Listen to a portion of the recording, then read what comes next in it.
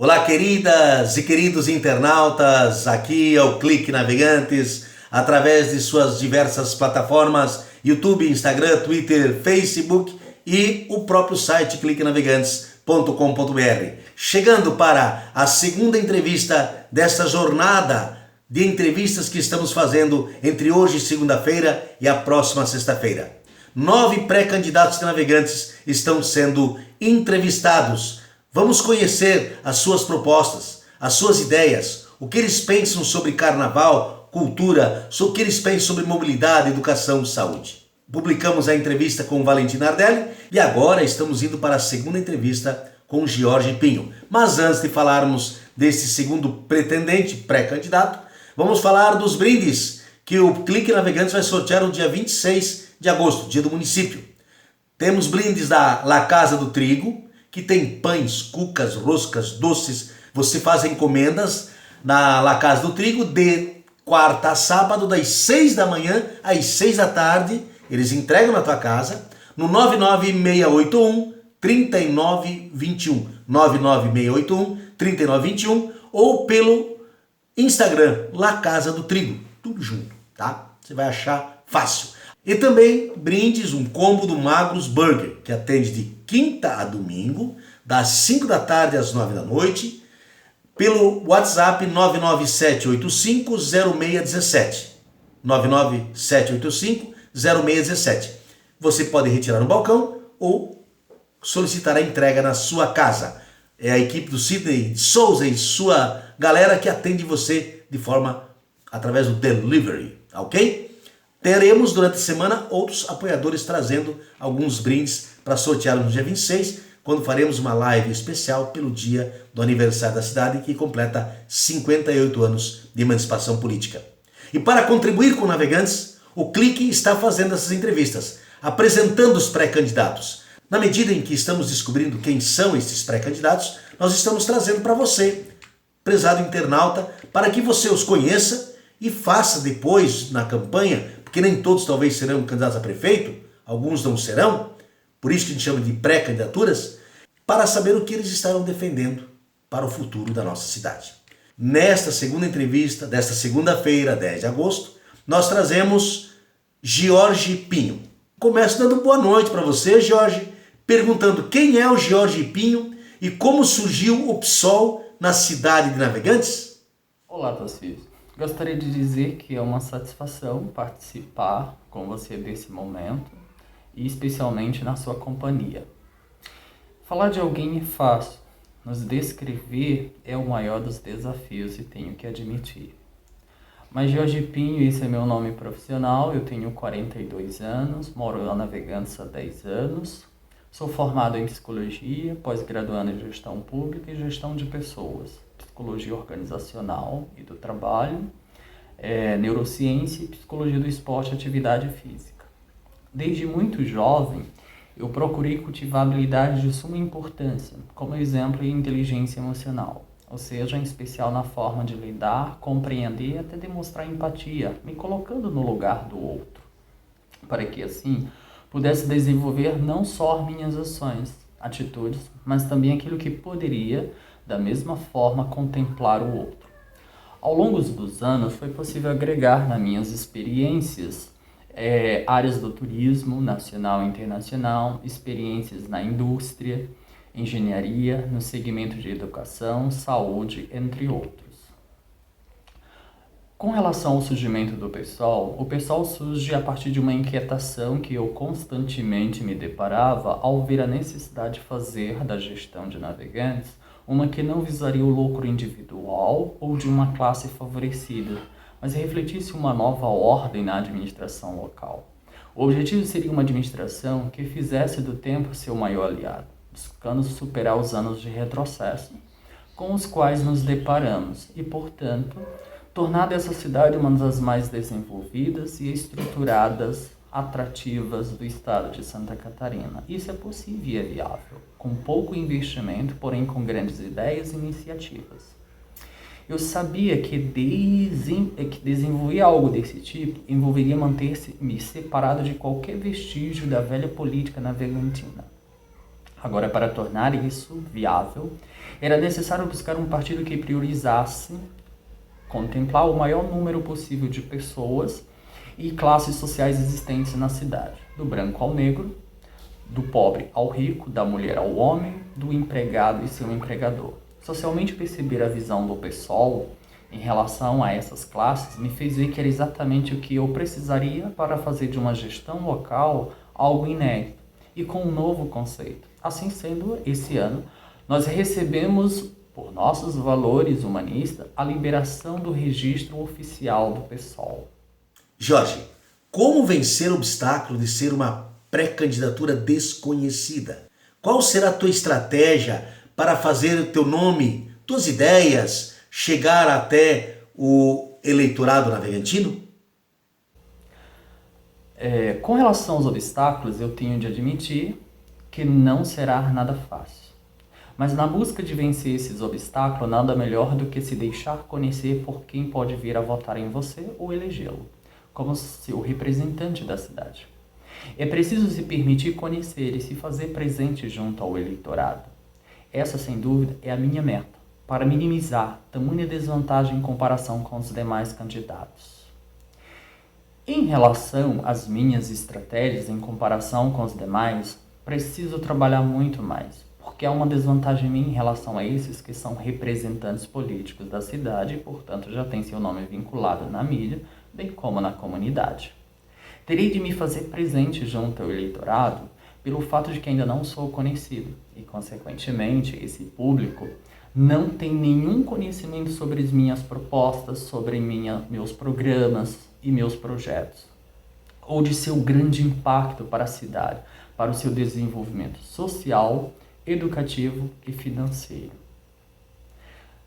Quando se fala do PSOL, na relação da administração ser de esquerda, se haverá uma coligação, posso dizer o seguinte: a administração do PSOL reconhece o grande valor de se fazer aliança com outros partidos, até porque somos novos localmente. Porém, depois de muitas discussões, chegou-se à seguinte conclusão: a fim de se manter o objetivo de desenvolver uma nova política para navegantes, sem nenhum vínculo com a velha política, adotou-se o seguinte consenso: não haverá nenhuma aliança ou coligação com nenhum partido ligado a um sistema político que não represente os valores que estamos desenvolvendo para uma administração inovadora, exclusiva e de grande impacto nos quesitos sociais, humanistas, administrativos, educativos, de inovação e sustentabilidade. O PSOL, Jorge, é uma agremiação partidária de esquerda. Vocês têm mantido contato com outros partidos, procurando talvez lá nas convenções fazer uma coligação? E se for de chapa pura, quem seria escolhido lá na convenção como sua candidata, seu candidato a vice? A chapa vai vir pura pelo seguinte aspecto: pensou-se muito sobre isso também, mas não havia dúvida do que, se trouxéssemos alguém que não compartilhasse dos mesmos valores e crenças desse inovador padrão de gestão, poderia não apenas comprometer todos os projetos a serem desenvolvidos, como também contaminar aquilo que estamos preparando para uma gestão de inovação e de alto padrão administrativo, ou seja, diferente de tudo aquilo que Navegantes teve em mais de meio século de representação política.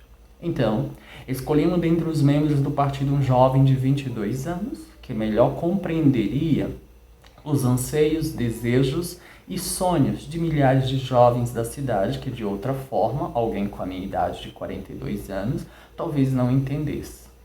Ter alguém que represente a juventude nos seus aspectos sociais, humanistas e profissionais numa gestão inovadora pode fazer a grande diferença e valorizar uma classe que, na sua grande maioria, não tem opiniões, valores e conceitos levados em consideração e estima em virtude de sua idade. Essa é, sem dúvida, uma nova forma de se fazer gestão, onde o menos conceituado ele torna-se um grande diferencial e capaz de fazer política inovadora como nenhum outro. Jorge, vamos falar de Navegantes? Levando-se em consideração que você é pré-candidato, pode ser candidato. E vamos considerar a hipótese que você possa vir a ser vencedor. Num futuro governo seu, existe a possibilidade de se acabar com o Naveguei? Qual vai ser o espaço do carnaval numa a administração do PSOL se ela assim se concretizar? Na relação do meu governo, reconheço que as famílias tradicionais, conservadoras ou afins podem até questionar a existência de um evento do tipo Naveguei e de quanto se gasta para mantê-lo a cada ano. É compreensível tal pensamento, até porque muitos de nós não compreendemos economia ou empreendedorismo, ou como os ingleses dizem, o ROI, que é o retorno sobre determinados investimentos ou lucro, ou o ROR, que é a relação entre a quantidade de dinheiro ganho ou perdido como resultado de um investimento. Bem, gostar ou não gostar, deixar ou acabar com esse evento não pode ser a questão a se cogitar. Por exemplo, se no município, o município investe 500 mil numa festa como essa, pode até parecer absurdo, mas imagine que cada pessoa de um público de 80 mil brincantes compre 4 latinhas de cerveja a um valor de R$5. Totalizando ali R$20 por pessoa, nós teremos uma arrecadação para a cidade de 1.600.000. Tirando-se as despesas de R$500 mil, ainda haverá uma receita positiva para o município de R$1.100.000. Esse, portanto, seria algo positivo para a economia local e para a arrecadação. Portanto, gostando ou não gostando, apesar de que a gente sabe de que o valor é muito mais do que isso, esses interesses estão acima de minhas vontades, permanecer com um evento tal como esse, estando o progresso financeiro e econômico da cidade acima de qualquer interesse que porventura eu tenha. Resumindo, não existe um ser que não se beneficie de impostos arrecadados em grandes eventos. Fale-nos um pouco o que vocês do PSOL, você como pré-candidato, pensa sobre esporte e lazer. Qual será, portanto, o papel do esporte e lazer no meu governo? Bem, para falar disso, é preciso saber quais são as funções do esporte. A prática ela beneficia grandiosamente as pessoas, pois reduz a probabilidade de aparecimento de doenças, contribui para a formação física, psíquica, além de desenvolver e melhorar tais formações. Sobre o papel dele na formação do cidadão e da sociedade, é bom lembrar que ele amplia o campo experimental do indivíduo, cria obrigações, estimula a personalidade intelectual e física e oferece chances reais de integração social. É um diferencial na formação do cidadão e na construção de uma sociedade mais saudável. E que dizer de sua importância na comunidade? Ele favorece a atividade coletiva, desenvolve a consciência comunitária e estimula a identidade. Sobre sua contribuição para o ser humano, ele auxilia na formação dos jovens enquanto cidadãos, desenvolvendo noções de companheirismo e solidariedade, além de promover a interação social. Reduz consideravelmente os riscos de doença e contribui para uma melhor formação do corpo.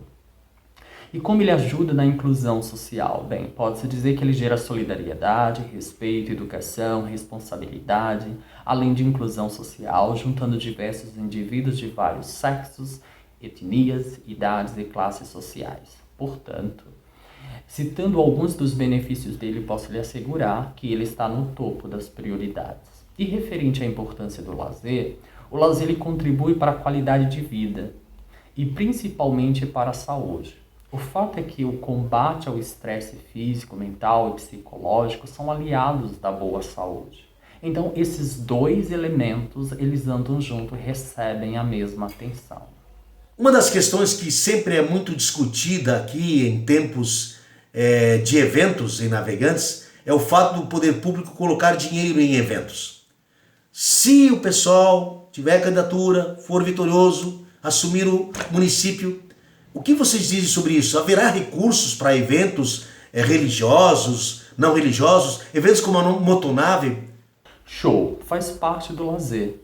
E quando não se promove e não se tem tempo para o lazer, significa também não ter tempo para cuidar de si mesmo.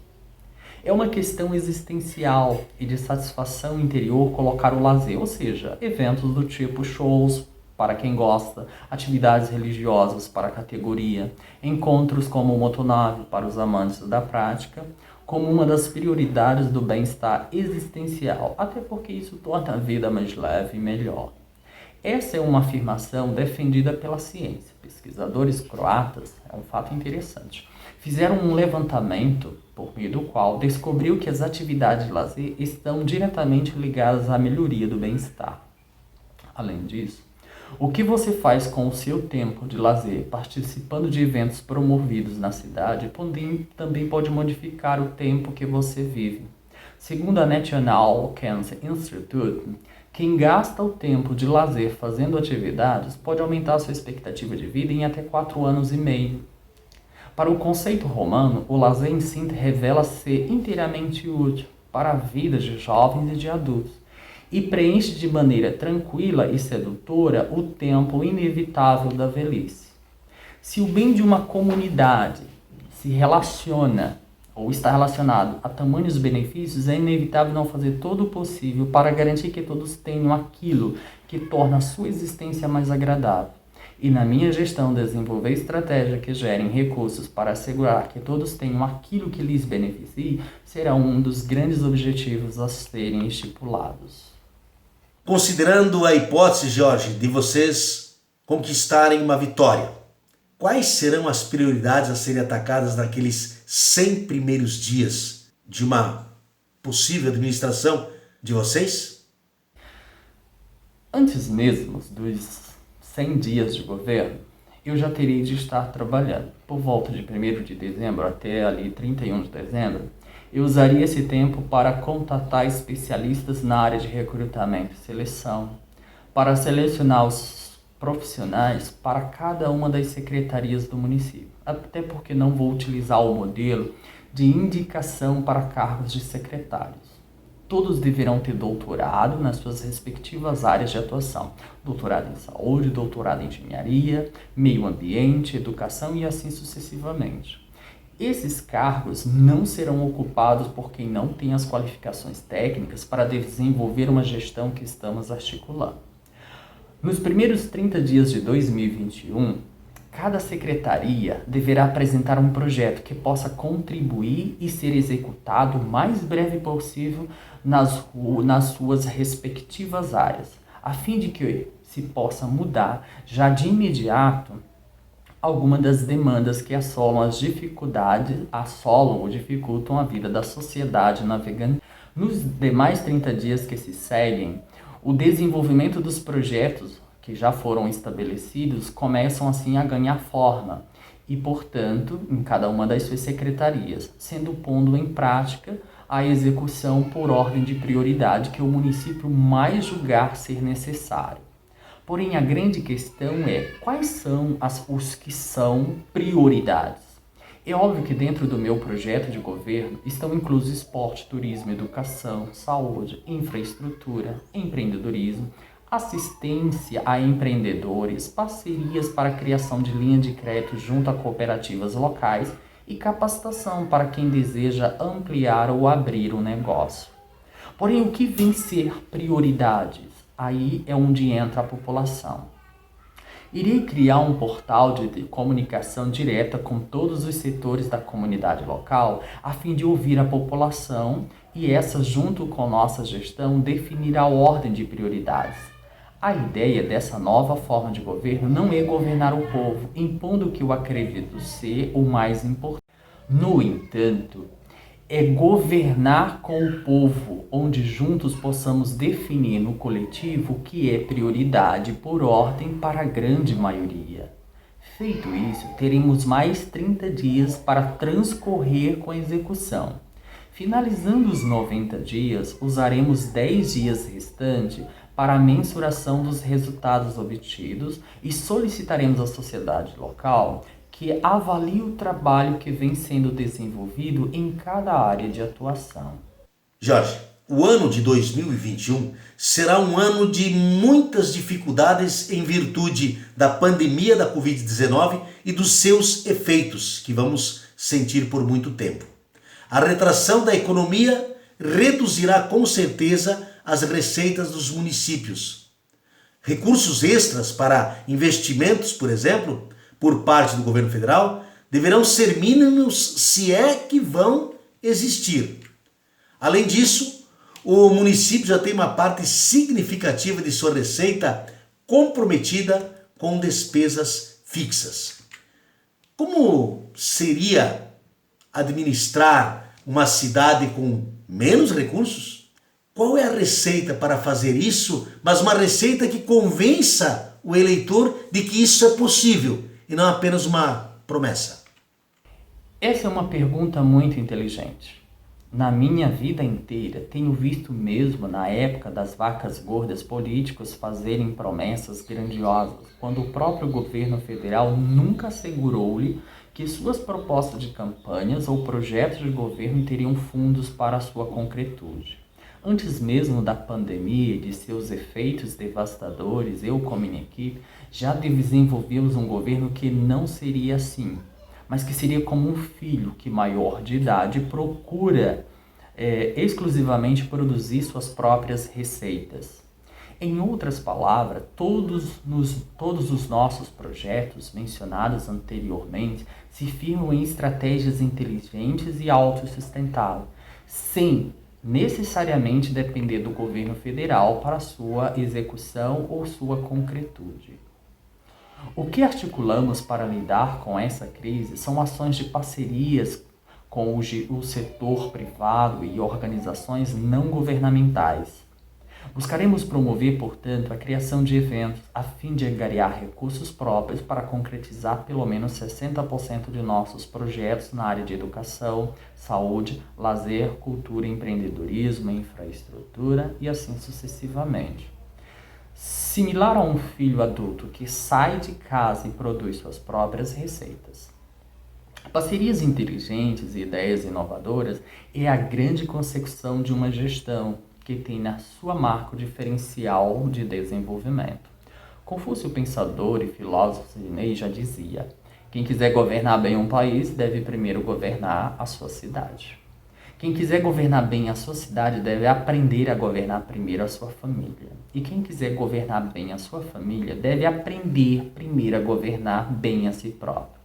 Quem nunca procurou fazer isso, pouco fará na sua administração como gestor de navegantes. Jorge, vamos considerar algumas situações. 3 delas. Educação. Tem falta de vagas em creches, tem professor desmotivado por baixo salário. Assistência social. Nós temos um crescente número de desempregados e de pessoas empobrecidas, a mendicância na rua. Além da necessidade de trabalhar políticas de inclusão social.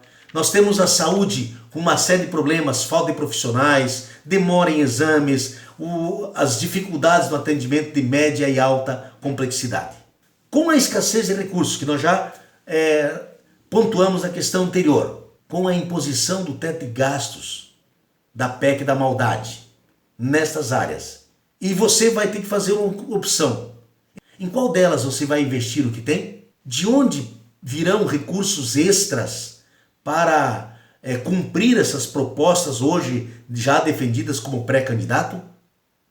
Em todas, assim como todos os membros do corpo se complementam para formar um todo que o constitui, todas essas áreas mencionadas anteriormente é um complexo conjunto de bens e valores que não devem ser relegados ou sacrificados. Significa que todos têm prioridades. Agora, de onde virá o recurso para esses empreendimentos, já que não pode se relegar a nenhum desses, ou deixar de levar em consideração? Da busca de soluções criativas e inteligentes, como a promoção do turismo, eventos, fortalecimentos do comércio local e parceria, a fim de gerar receitas próprias que possam subsidiar as necessidades do município, minimizando os danos causados pela falta de assistencialismo nessas áreas fundamentais para a sociedade e que são assegurados pela Constituição Brasileira ou Constituição Cidadã. Vamos começar pela educação. É possível fazer muito pouco diante de uma crise como essa que estamos vivenciando.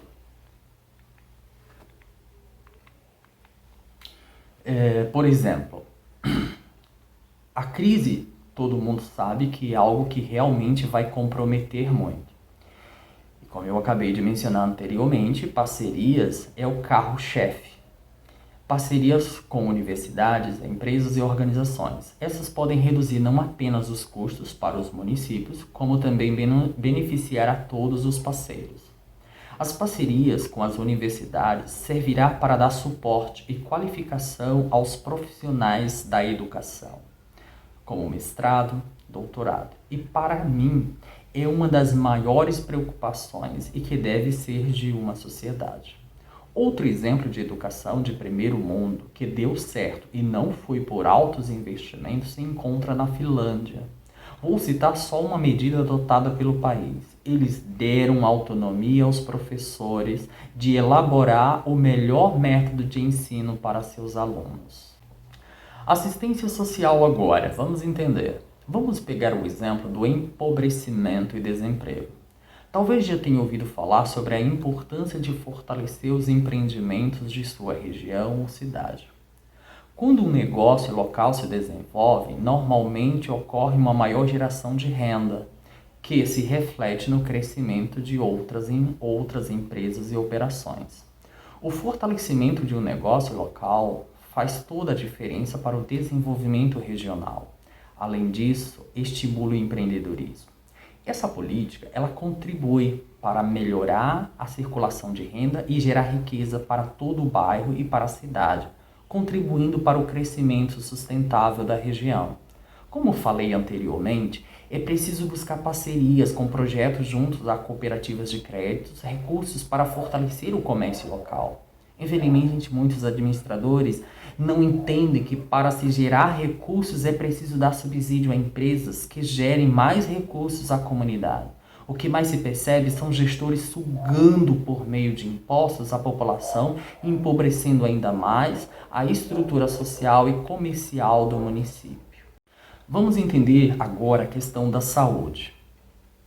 A saúde é a essência de uma existência significativa e da concretude de toda nossa existência ou passagem da nossa vida aqui na Terra. Com a melhor das realizações enquanto pessoas, isso se você tiver saúde. Não existe beleza na vida quando um dos direitos fundamentais da humanidade não é levado em consideração. Em especial, é obrigação nossa de gestor cuidar e buscar de trazer medidas que possam resolver os problemas que assolam aqueles que junto a nós estão sofrendo e passando por esse tipo de problemas. Mas diante de uma crise, é possível fazer algo nesse respeito? Sim, é possível. Como eu falei com você anteriormente, quando você faz umas parcerias e realiza parcerias numa gestão de responsabilidade, muita coisa pode ser feita e com o mínimo de recurso. Inclusive, um dos meus projetos para essa área envolve parceria com profissionais e instituições que podem, a baixo custo, reduzir as filas nas unidades de saúde de meses para até 72 horas para serem atendidas. É um projeto que venho desenvolvendo, mas a ser aplicado localmente poderá extinguir, ao ser aplicado localmente, vai extinguir a fila de espera prolongada nos postos de saúde do município. É algo fascinante e que em breve estará nas minhas propostas de campanha com os mínimos detalhes a ser conferido. Vale aqui ressaltar que para a Organização Mundial da Saúde, saúde não significa ausência de doença, e sim um completo bem-estar físico, mental, social do indivíduo. Quando você dá condições de empregabilidade, esperança para um povo, geração de renda e desenvolvimento social, está contribuindo para promover o sentido pleno da palavra saúde. Jorge, estamos quase no final da nossa entrevista, mas vamos a uma pergunta que é muito importante e os internautas estão esperando você responder. Muitos são os desafios para este próximo período. Mobilidade urbana, desenvolvimento econômico, cultura, turismo, causa animal, só para citar alguns. Pergunto, já existem ideias concretas, palpáveis para as pessoas compreenderem melhor e que você pensa em apresentar no seu plano de governo e que você pensa em executar caso aconteça de ser o prefeito da cidade? Vamos aos desafios. Vamos começar pela mobilidade urbana. O que é que é um dos problemas agravantes da nossa cidade, a meu ver.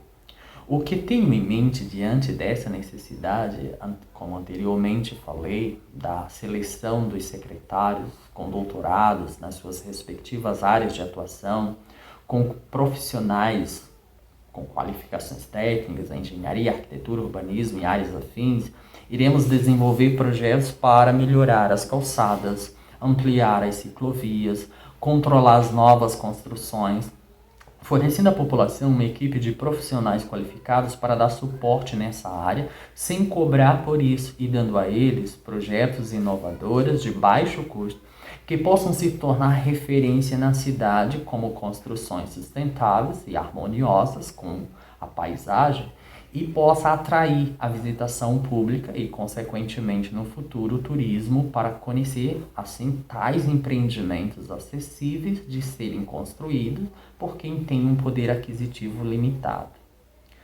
Por fim, realizar o sonho de uma cidade com bairros autossuficientes, capazes de oferecer à sua população todos os serviços necessários, sem necessidade de se deslocar através de transporte públicos ou veículos. Esse é um dos modelos que pude constatar ao trabalhar na Europa em um navio de cruzeiro que tinha todas as necessidades da tripulação e dos passageiros atendida em 14 andares. Da igreja ao banco, do restaurante ao teatro, do cinema aos shows, da farmácia ao hospital e assim por diante. Vamos trazer novamente aqui agora a questão do desenvolvimento econômico e o que eu me referia anteriormente.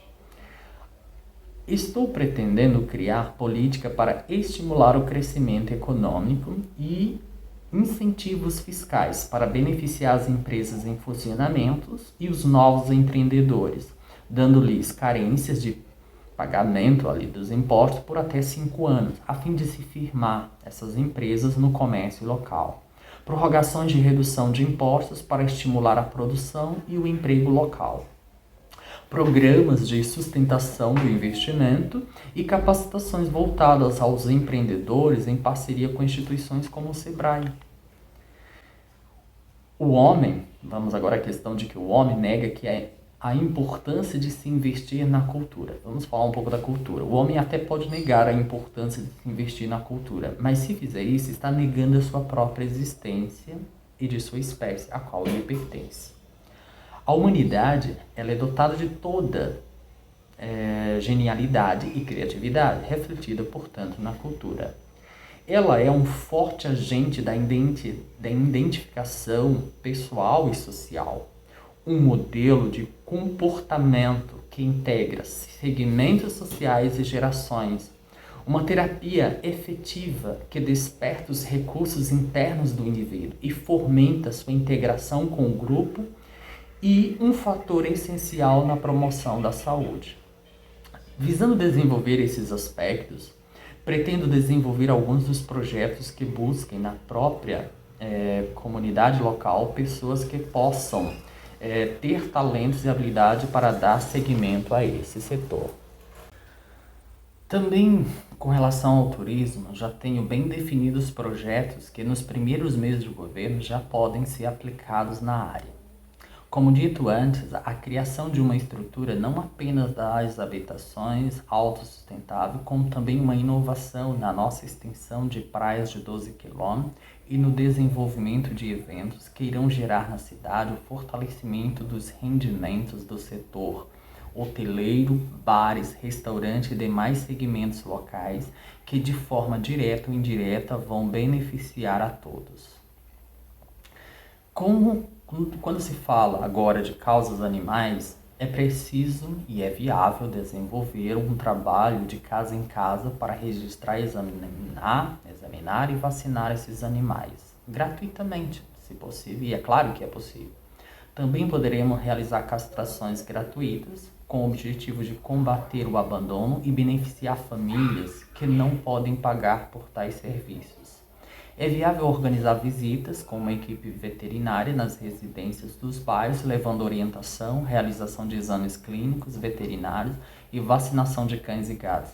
Além do importante registro de identificação desses animais em um banco de dados online. E a criação de uma Semana Municipal de Proteção Animal a cada 4 meses. Então, podemos eleger ali a cada 4 meses palestras nas escolas, junto ao município, à comunidade, que precisa de tais orientações sobre os cuidados necessários para o bem-estar desses animais. Então, é exatamente essa a estratégia e a forma que vou trabalhar.